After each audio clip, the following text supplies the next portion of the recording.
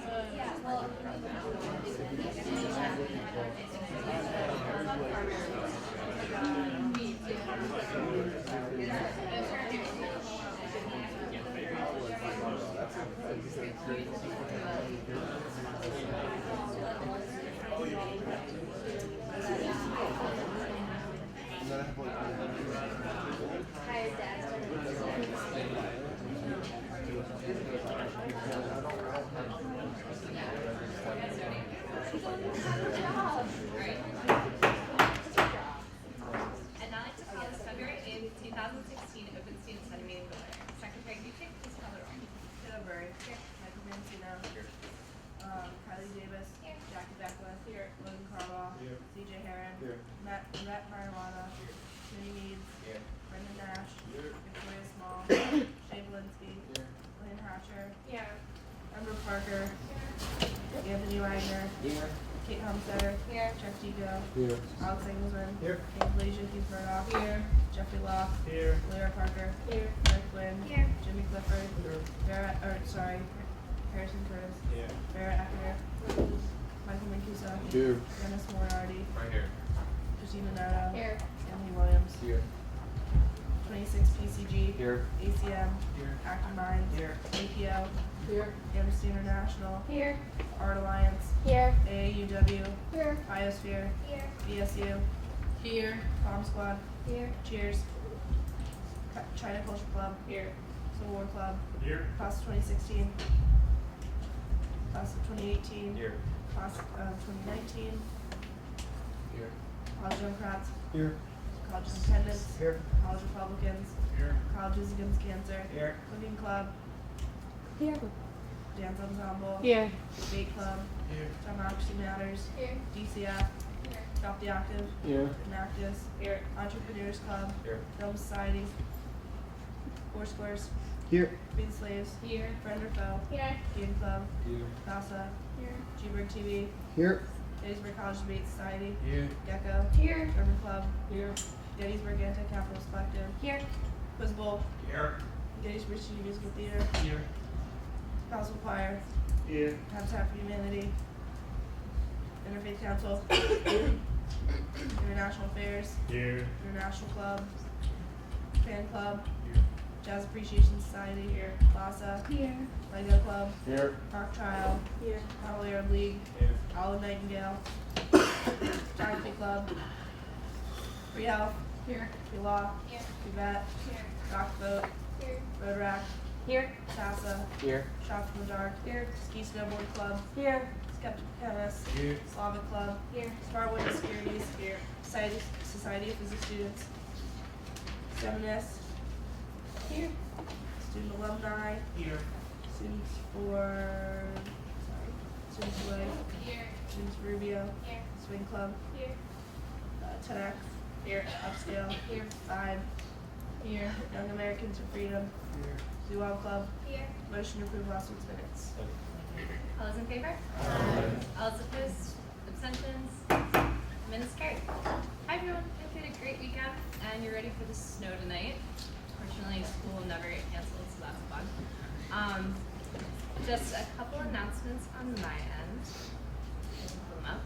So I sent out an email to all the senators, club reps, and exec members about the Franklin Moore Award nominations. Those are going to go through until next week, and I actually have a Google form.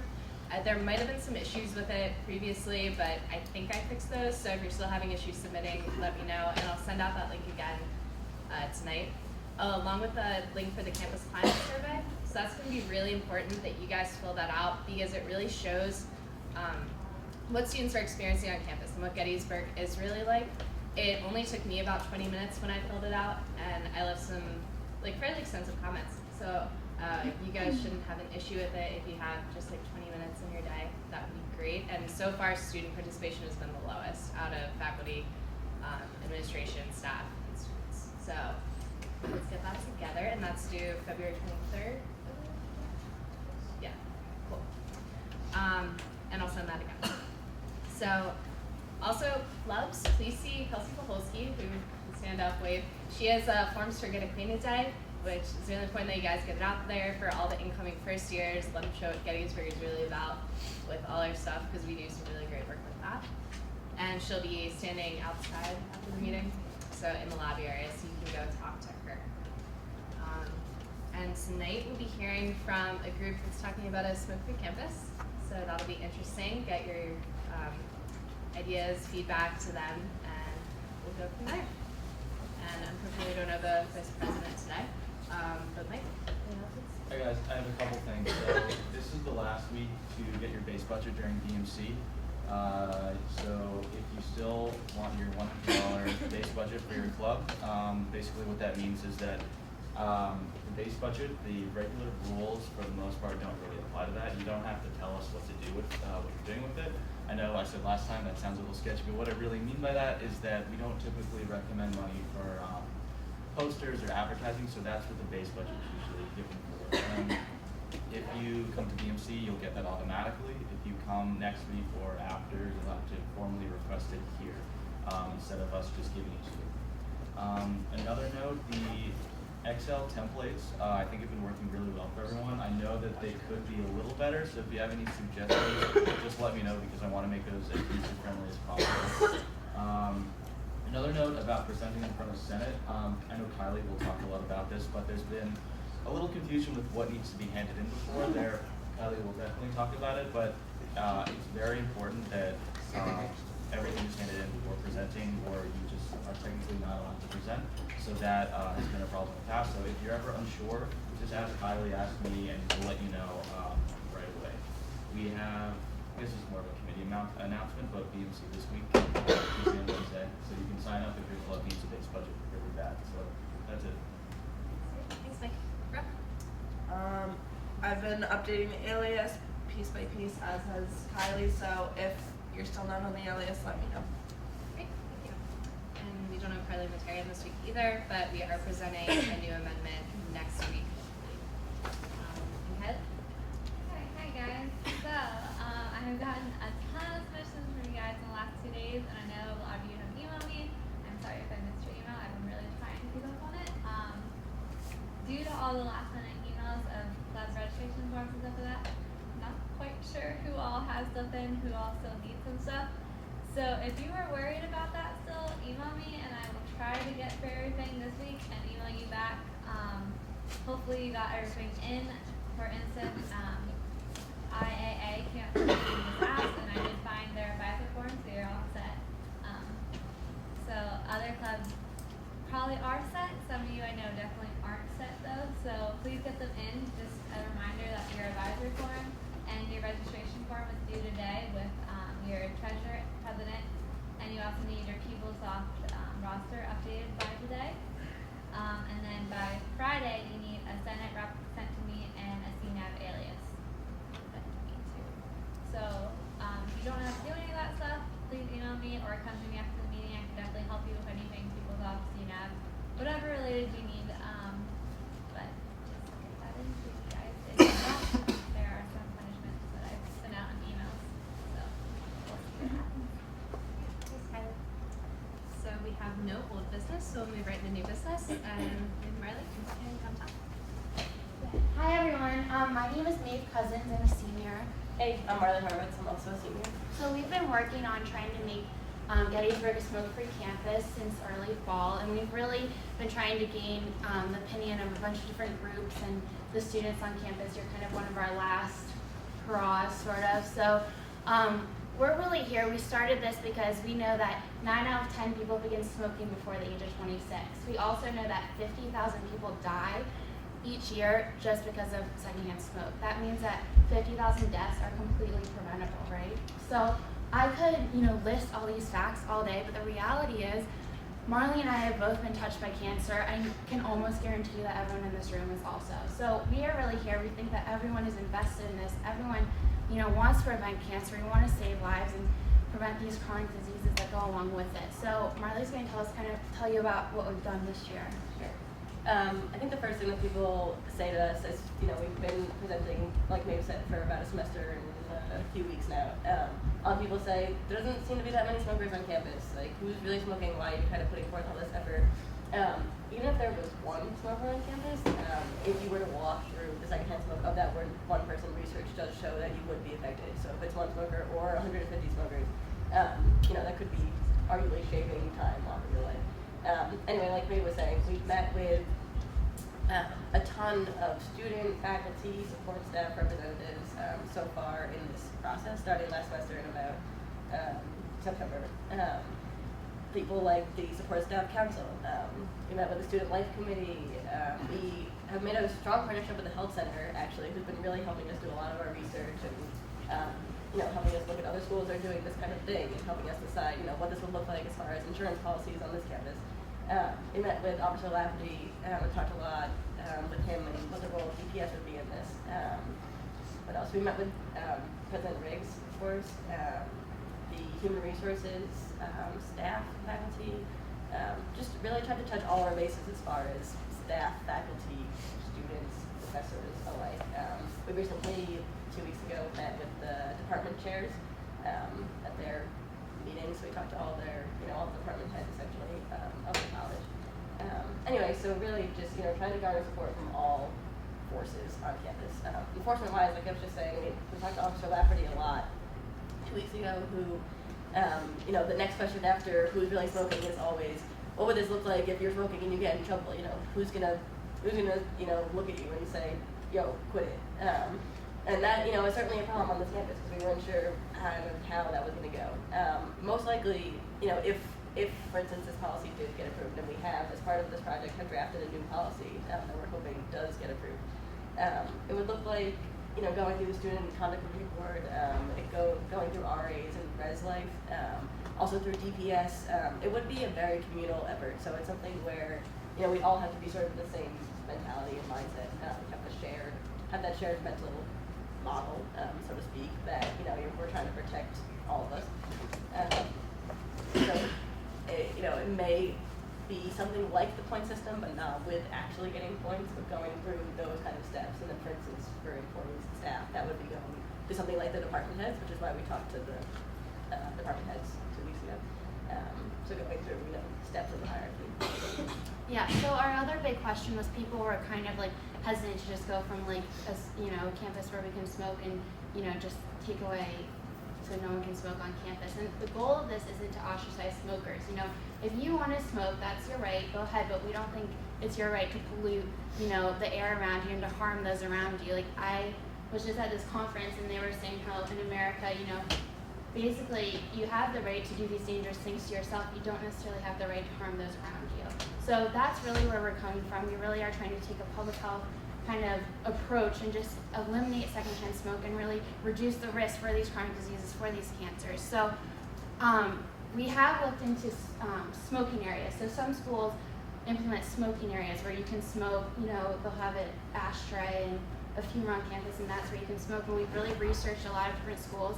The health center has given us a ton of resources, and they've said, those schools with smoking areas, that they've rewritten this policy, they've implemented smoking areas, and then they aren't able to control it because it's such a gray area, whether, is this the smoking area, how far away? So that's been the main issue. And then additionally, they realize it doesn't work and they have to rewrite the smoking policy again. So we're really, advocating for a smoke-free campus. The streets aren't owned by the college. Some things like that, we can't control. So it's not like smokers would have no opportunity. It would just be like pushing them a little off campus into, you know, not in front of the library, not in front of Bullitt, not, you know, all these high traffic areas.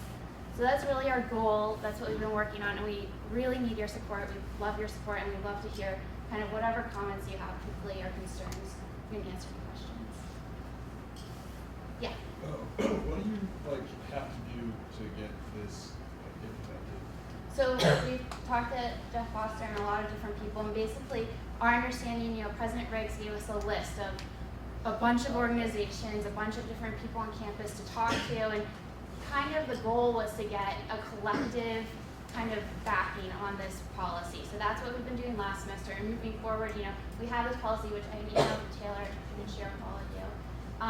And really implementing that and then working on enforcing it. You know, like Officer Lafferty was saying, sometimes it's easier to put this policy in place and have, you know, the first year be a learning experience, revise it, and go from there. So that's kind of the step process we're at right now. Yeah. That's like most casework students being over the age of 18, having the right to make the decision to smoke. Will there be a place where a vote amongst the students? Will there be issues of autonomy address? Yeah. Yeah, so that's what we're kind of, we have a meeting with President Riggs tomorrow, and we're just kind of moving forward, seeing what the next steps will look like to really implement this. And, you know, you are right, like you do have the right to smoke, but I don't think you have the right, we don't think you have the right to, you know, expose others who don't want to smoke. Like, if you're walking in the library, why should you be exposed to those chemicals?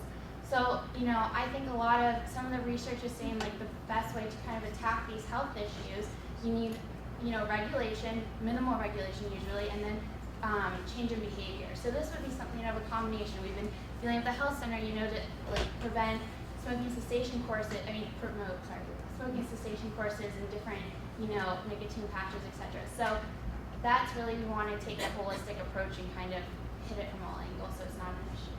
Yeah.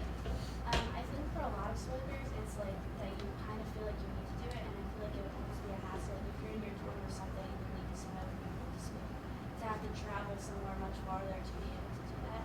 So do you think it might be easier to maybe set zones where you can't smoke, like outside the library you can't smoke, outside the bullet you can't smoke, but other places on campus, like in the living areas, you'd be able to? Yeah, that's it. I mean, that might be a step. Like we were saying, you know, the schools haven't found these smoking areas.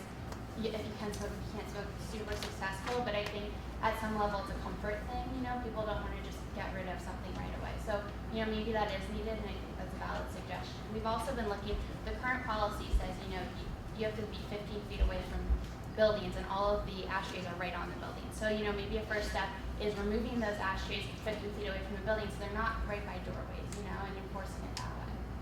Yeah. You mentioned that possibly you'd implement it with first year students and then see how it goes from there. Since you guys are seniors, do you have goals of Yeah, we have one girl who's abroad who's been working with us last semester, and then that would be our goal, is to get, you know, younger students. Obviously, we're really hoping to get this kind of really rolling this year, but we are looking at just getting younger students. After our meeting with JFR tomorrow, we'll sort of see, you know, where we are in the process of steps that we, you know, that she put out for us, and, you know, how far we've kind of come with those, and then based on that, you know, we'll put more of our efforts towards recruitment as far as going into next year. Yeah. Yes.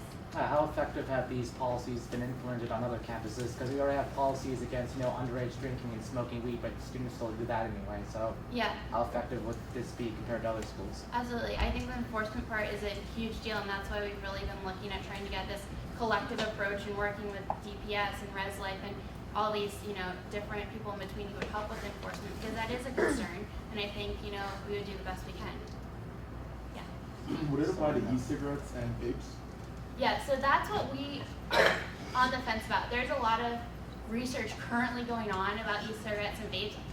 A lot of research is negative against it, but I think we're really attacking the public health issue of it, you know, harming others. So currently it's not in our policy, but I think, you know, it probably will be once the research comes out that they're dangerous. Yeah. You said you wanted to implement something with DPS along the lines of the point system, but not actually give out points. Could you elaborate more on that? Well, Sure, yeah, I mean, we only have met with Officer Lafferty, you know, on behalf of DPS one time, so we'd have to, of course, talk more about enforcement as this, you know, furthers and, you know, see where we are stepwise. But A lot of it is, sort of like what you were just saying too, not part of the point system, but you still, for instance, would have to pay a fine if it gets to that point, where if you're smoking and you're not in the either correct designated smoking area or you're just, smoking out the window, not 50 feet away from the building, etc. You go through a, series of steps where you're warned, and then, for instance, if you're doing it again in the car, you're fined by either your RA, who brings you to, the student conduct review, or DPS, if they're out on campus, or other students who say, there is a student, who's smoking outside of whatever area that's available, and that's not okay, and sort of alerts, whatever hierarchy is necessary. So it's true that it wouldn't be part of the point system, it would just be more of a, not ambiguous, but warning, stepwise, hierarchical motion of, warnings and fines. And the thing is that this, applies to faculty and staff as well. So Officer Lafferty was saying, he suggested that really be like a supervisor issue, and so the supervisor then handles it. So maybe DPS sends a notice to the supervisor who then handles it from there. Yeah. I'm just kind of curious because I feel like this could run into sort of an issue of just, because we want to make this entire campus smoke-free, so you cannot smoke anywhere on campus. There's a lot of students that do smoke that live on campus and eat on campus and go to school on campus. And ostracizing them by forcing them to leave campus to smoke, I don't know if they smoke for fun, it's an addiction. Yeah, it I is. feel like this could be relatively difficult or a little ostracizing. Yeah, we're not saying it's going to be easy. Like, this has been a very difficult process, and the health center was saying, by giving these excuses, you're promoting these bad health behaviors. So we are kind of making these bad health behaviors a little more difficult. And off campus, like, you have to remember, is not that far away. Like, all the roads are public, things like that. But that would be asking them to literally play in traffic. Should we go into Sidewalks. the street to? No. The sidewalks are? No, yeah. It's just like getting them away from the central areas of campus. I mean, obviously, I think we would not, rather it not be anywhere, but just getting it away from those high traffic I think areas. you really need to think about this in a very, like I've been saying, kind of stepwise and really futuristic, outcomes. Like, years into the future, for instance, if we were able to put in designated smoking areas, eventually people would sort of get annoyed with going to go to those, and then might take up the health center on one of these smoking cessation programs that they have and offer to students and faculty alike, which would be, in our opinion, great, because you're, not only saving yourself potentially, but also saving others. Down the line, 5-10 years, that would really lower the amount of smokers, not only on this campus, but in this, region. Our generation. Yeah, right, our age group. Like what Maeve was saying, it's super important for college students who sometimes start at this age in the first place. Can the same be translated to alcohol? We're really just attacking smoking. I think we could apply this to, no servo cookies, no alcohol, but our main interest is smoking. So, yeah.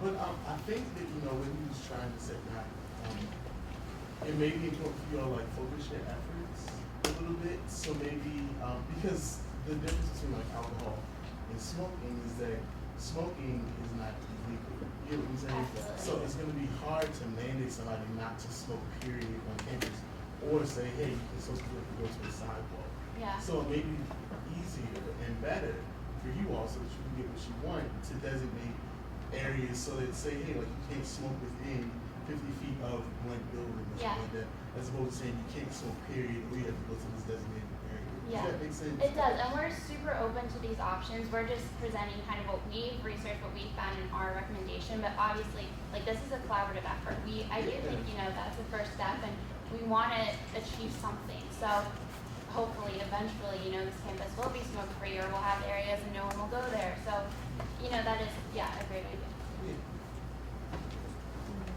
Yes. Just curious, since you keep mentioning health concerns and research, would it be possible for you to perhaps send out these research documents that you're looking at just so we can read them Absolutely. ourselves? Schools who go smoke-free, a lot of them publish basically manuals of how they went smoke-free, what they found successful, what they didn't find successful. So there's a whole website of awesome information, which I'd be happy to send to you and to send out. And you get access to it. Yes. Yeah, smoking is one of the few things that humans can do that if you do it or you breathe in the smoke for a long time, it will kill you. Yeah. So, this is a very important issue. Yeah. and I'd be interested to hear what President Briggs tells you tomorrow, but have you looked at any other campuses or organizations around the country or the world that have done this in a successful way? Yeah. Shoot, I think there's 1,500 out of the 3,000, about 3,000 schools. There's about 1,500 smoke-free campuses, and I think 2/3 of those are completely tobacco-free. So tons of schools are doing this. It's not like, we're going to do this and fall flat on our faces because no one else has been successful. Other schools have been super successful, which why can't we be super successful? We've looked at smaller schools like Colby and Elon and Grinnell too. yeah, they're doing kind of the same thing, and so it's not just these major state schools that are coming from the state down. There are smaller schools. We would be the first within the Centennial Conference, which I think is exciting. I think, Gettysburg can be progressive, and why not follow this kind of track? It's worth noting for that too, that in our research it's shown that admissions-wise, that would be really helpful if we find a person at our conference. Maeve can talk to this more too, but for instance, in a school like F&M, they don't have this kind of policy, and there's cigarettes everywhere, like not in research schools, all over the ground, and that turns away students easily. I think here, if you were on tour and you said, oh, it's a smoke-free campus, like that, public health-wise, that really will help me, as a living individual, going to the school for 4 years. So I think that'd be really cool and very progressive, for our campus as a person in the conference, and sort of make an example for the others potentially. Yeah, I was just wondering about if this, because all of our sidewalks are across the streets are public, if you think that they become high density areas for smokers and if that would actually cause more problems by having. Yeah, we have to look into that. It's like specific sidewalks, so it's outside Sofa though, it's for. No, that's where I would be concerned about it too. So because that's, next to a building, I don't know. So that's like those, nitpicky logistics that we are looking out for, and we need to do more research. Yes. Someone can correct me if I'm wrong, but are there like alternatives to cigarettes? Like, couldn't students use either a cigarette patch or like nicotine gum, or are these things more expensive? Like, I don't think you guys are trying to say that you want students to like go into withdrawal. I think there are alternatives that people can use to get their nicotine. Exactly, and thank you for saying that. The health center has really been helping us, make these resources available, kind of partnering. They have a whole thing where we could partner with the hospital. Additionally, the state of Pennsylvania has these kind of like quitting smoking promotional things where they'll send you free nicotine patches or whatever. So there are a lot of resources that wouldn't cost the school a lot of money, and that's a great point. Oh yes. What would the approval or disapproval of the Senate on this initiative, like, what effect would that have on your initiative? Well, we really just want to get your opinion. We kind of want your support. We want to not just blindside everyone and put this policy into place and then have this huge backlash. We were talking about the point system, how it was really implemented by getting a bunch of different perspectives, and it was really holistic, and so that's kind of the approach we've been taking. One of the reasons I just wanted to why I had them come to this meeting is because I did want them to present and get all of your feedback. You represent a wide range of campus organizations and a wide range of our students, so having this variety of opinions is really helpful in their initiative and really getting the student feedback and feel for it. And talk about this with your friends. Bring it to your clubs. We'd love to, I can send you my email. We'd love to hear their feedback and kind of their support if they want to be involved in this. Yeah. Suggestion I have is maybe target certain times of day, because you don't really want to have students at midnight, 1 a.m. flooding off campus. Yeah, that's especially true. if they're under the influence of alcohol. Yeah. I think that maybe certain times of day that are more hot traffic, like when it's light out or That's before, an excellent after idea. 8 p.m. you can smoke certain areas or something like that. Yeah, I just don't that's think you an want excellent students flooding places that are in terrible lighting. No, at night. absolutely. Yeah, that's a great idea. Thank you. Yes. Also, the question of what would happen if it's inclement weather out, because 15 feet away from the building is actually quite far away. Most porches don't extend out that far. So if you were smoking and it was raining out, would you be allowed underneath? I don't even know if you're allowed to smoke under porches. That seems like a fire hazard to me, so I don't know. But then again, that's our policy in place. So the policy as it stands right now has students having to go 15 feet away. So I guess when it's raining, I don't know. Maybe don't think smokers are avoiding it for that reason.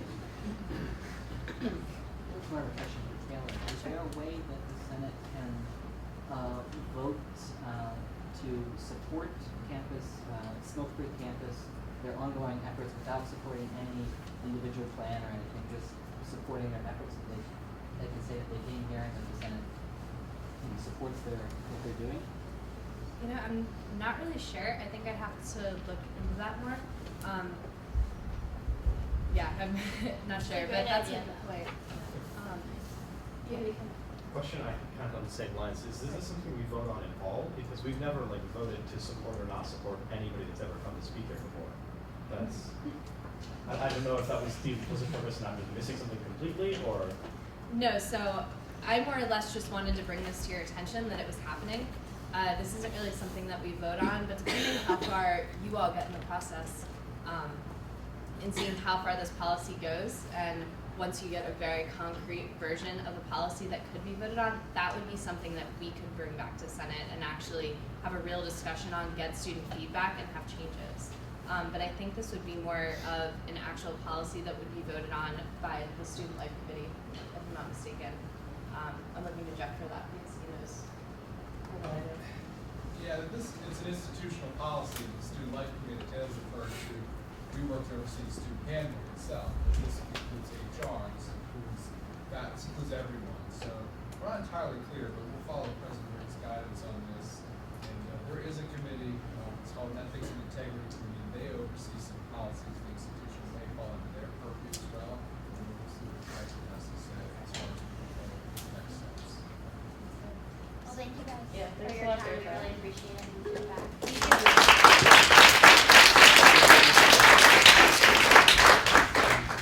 And if you all have any more questions, feel free to email me and I'll forward them to you. I'll And email Taylor with the policy, kind of what we've done, and my email and Marley's email, so feel free to email us with questions or if you'd like to get involved or anything. I'll send that out after the meeting. Thank Thank you. you guys. I'll send it to you later. Great, so we can move on now, and we have 2 budget requests tonight, and the first one is skeptical chemists. Thank you for the great discussion, by the way, guys. Those are some really good questions, and I think we got some good feedback.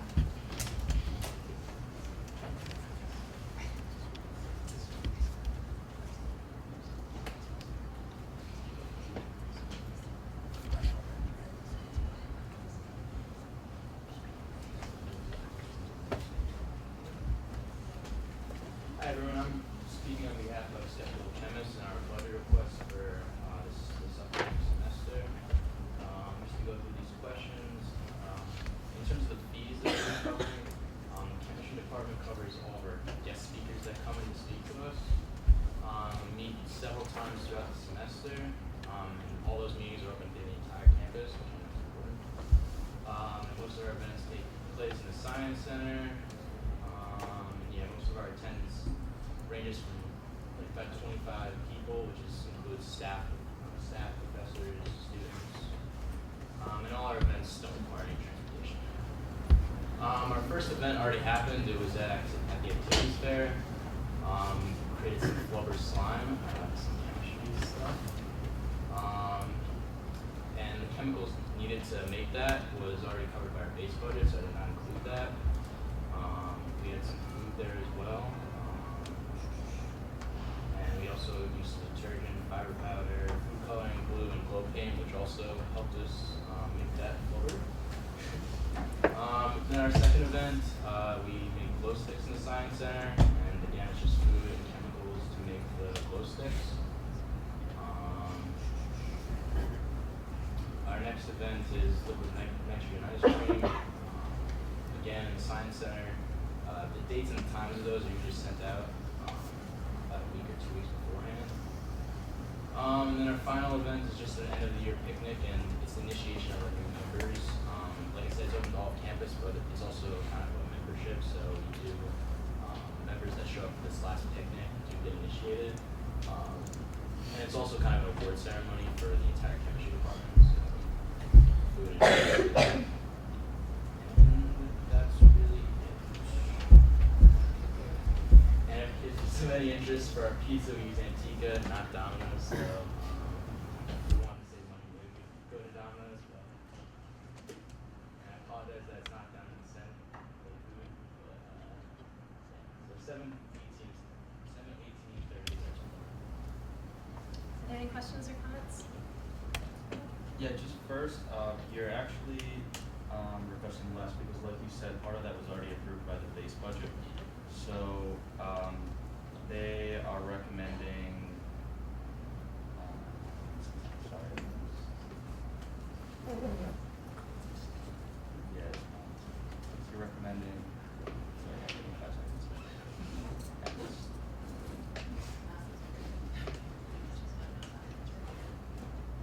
$582.30, I think. Because yeah, we approved 136 for the first event. Does that sound right? Yeah.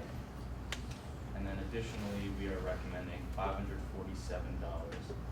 That's our recommendation because there's we're not recommending the dessert for every event. We didn't think it was too integral to having these events, so that's just ways to save a couple dollars. So the recommendation is $582.30.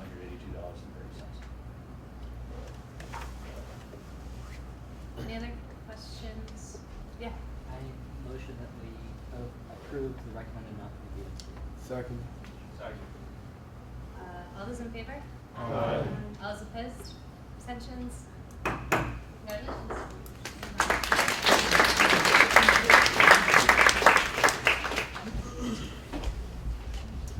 Okay, and next we have DCF coming for a budget request.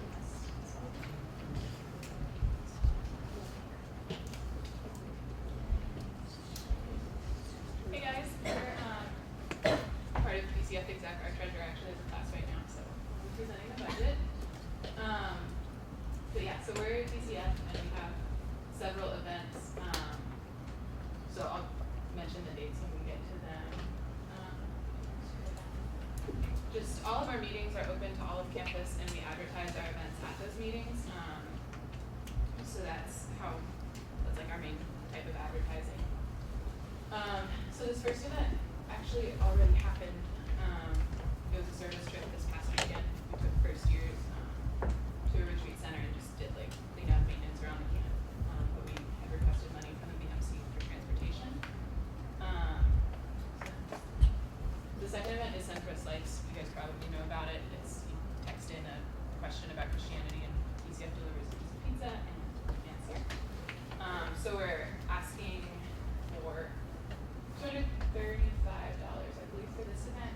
That includes pizza and plates. And yeah, I think we had about 40 questions this last semester, so we're going to do that again. And that's going to be March 29th. And we'll advertise widely about that. We have a spring banquet that's going to be juniors and first years in DCF put on a banquet evening fun for seniors and sophomores. We did the flip of that in the fall where seniors and sophomores organized a banquet just to welcome in the first years and to encourage the juniors. So we're expecting about 60 people, so we're asking for $150 for food. That's the breakdown of what is on the menu. Again, open to all of campus. Questions about Christianity, they're going to meet once monthly in Breidenbach. It's sort of a follow-up, continue the conversation from Centro Slice. That's once a month in Breidenbach Hall. And we're just asking for pizza for that to sort of host a conversation. And then the SCAT is a program that some of our members have a connection with. It's in the community. Circles is a program where people from different socioeconomic groups get together and just build community. So we're going to host a dinner for each organization, to appreciate them, sort of encourage community. This is what is on the menu. Last semester we had a breakfast for dinner event for them. It was here in this room. And yeah, it's open to anybody who wants to help with that. And then one more, I don't talk about conferences. Yeah, so the Widows Dinner, again, this is less specific because we haven't had a chance to get the details for it, but we wanted to have information about it. This is just a dinner for the widows and like a handful of widows in the community that we just want to give them support, like offer sort of a family atmosphere, just really let them know that they matter to people here. Again, we did a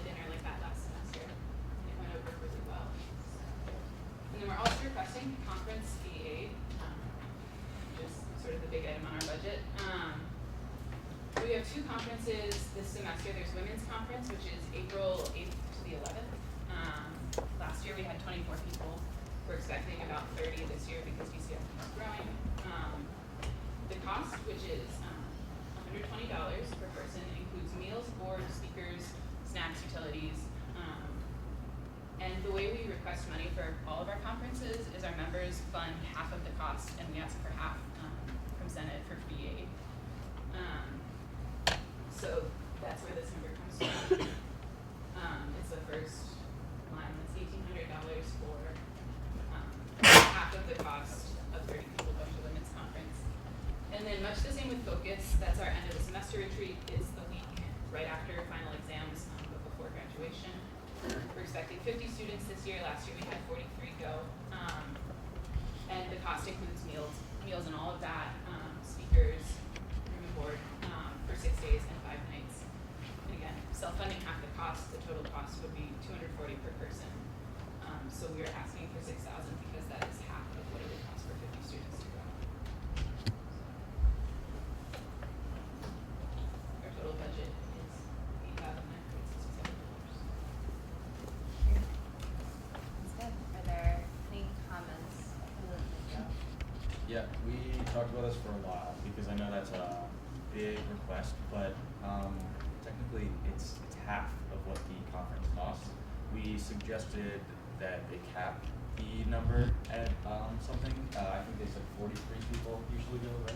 That's how many went last How year. many went last year, but after talking about that for a while, it didn't seem fair to cap something that is so that attracts so many people because it's attractive for a reason. We didn't want to cap that and make it less of like a smaller event.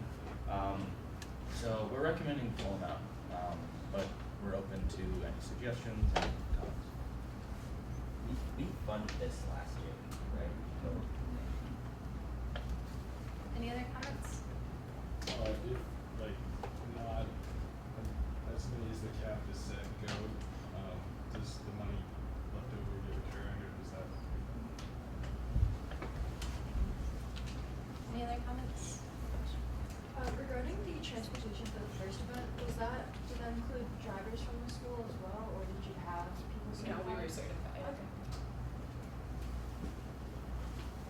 Can I do a motion for that? Are there any other? Yeah.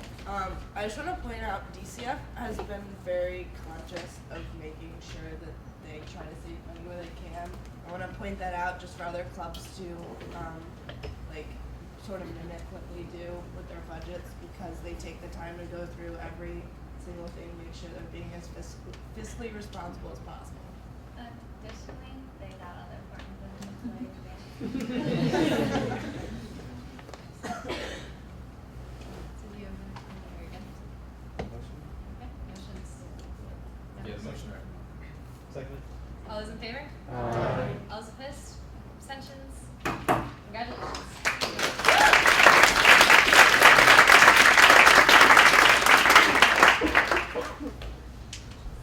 Perfect. So we're done with new business. And now we can move on to committee reports. So academic affairs. Report. PNC. Yep, so if you want to meet with VNC, we're meeting tomorrow and Wednesday. The link is on the Senate site still. Some people don't know where that is. I'll just do that really quick.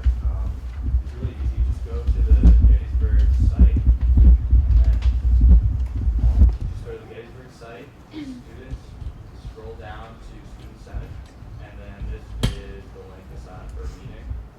Tomorrow is the 9th.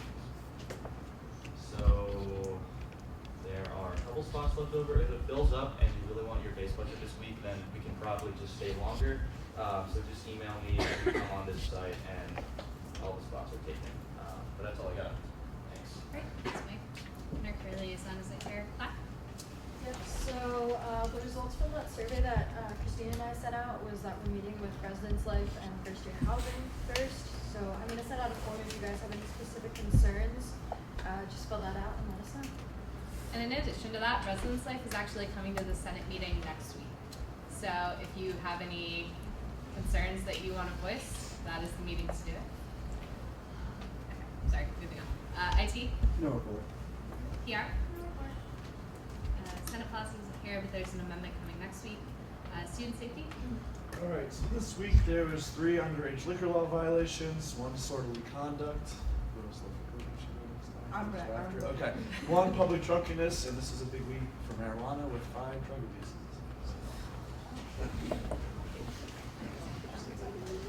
Sustainability. No report. No report. Okay. Any club reports or announcements? Yeah. Snowball is happening next Saturday, so if anyone wants to buy a lantern, we have cup tables all of this week and a few days next week if your club, your residence hall, or just your group of friends want to buy a lantern. Great. So again, we are putting on a talent show, the class of 2019. It'll be on February 19th from 8 to 10 in the Junction. Come see your friends, perform some full acts, some faculty and specialty performances as well. One more thing, tickets will go on sale this week in the Cub from 11 to 1 and next week from 11 to 1. They're $7, so student charge and cash. Thanks. Hi everyone, my name is Davis. I'm the co-president of Drop the Octave, the Yamaha Acapella group, and Valentine's Day weekend is coming up soon, and that means Acapellograms. For those of you who don't know, every year over Valentine's Day weekend, we like to, both as a way to raise a little money for ourselves and to give back to the community that supports us, we go around and we sing songs for people. It's $5 for 2 songs to sing to your significant other, your friend, your enemy, I guess. We'll sing to anyone. And we'll have a table in the Cub every day this week from 11 to 1. If you want one, I'd say get here soon. We sold a whole bunch today, so like we might not even need to have the table Thursday and Friday. That's how quickly they're going, so come stop by. On Saturday at 6 in the ballroom, Vibe is hosting a Valentine's Day performance, and Zuov will be performing there, so you should all come watch a couple of different performances on the theme of love. It'll be sexy. I was probably sustainability committee, but I don't really want to make another card, so if everyone can please, if you get to let us know, make a conscious effort to say thank you to everyone you see shoveling, offer to help somebody shovel if it's, you know, if you have shovels around, or anyway, just like be conscious that there's a lot of maintenance to this campus and we all benefit from it, mostly unconsciously, so just say thank you as much as possible, smile, be nice. On February 16th, the Eisenhower Institute is hosting its first undergraduate fellow panel of the semester. This year's topic is energy policy, 7:30 in just here.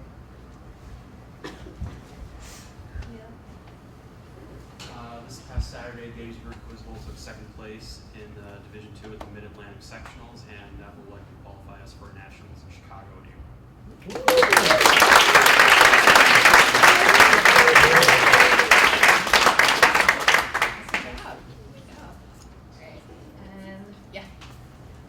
SASA's having Wear Orange Day tomorrow for Teen Dating Violence Awareness Month. So wear orange. I'm already going to say it, but do it tomorrow.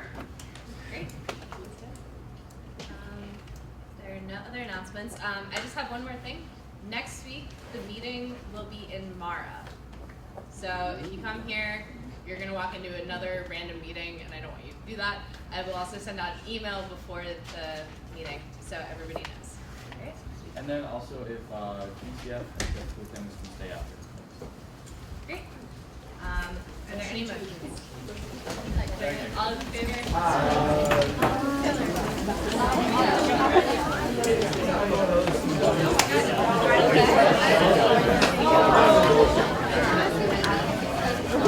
Are you trying to follow me with the camera, Michael?